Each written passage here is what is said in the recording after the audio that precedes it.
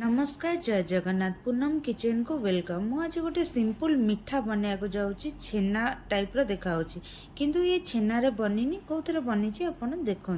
गोटे पात्र नवा से गोटे छणा थोड़ा छणारे दही नवा अध केजी दही नवा दही को रेस्ट छाड़दबा अध घंटे छाड़दबा से पानी बाहर से पानी को फोपाड़ दबा से दही को नवा से अमूल अधे ताटे नवा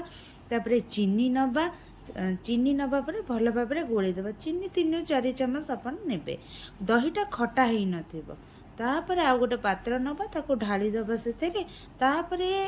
गोटे आलुमिनियम फॉइल घोड़ेदबा आ गोटे पात्र नवा से पानी नवा गोटे स्टैंड रखा जदि आपण पाखे स्टैंड नहीं आप गोटे थाली को ओलटा कर रखिपारे बस तापर ताको स्टीम देवे 15 मिनट रू 20 मिनट स्टीम देवे स्टीम दे सारापर काढ़ीदेवे ठंडा करदे ठंडा कर फ्रिज रखिदे फ्रिज रखिकी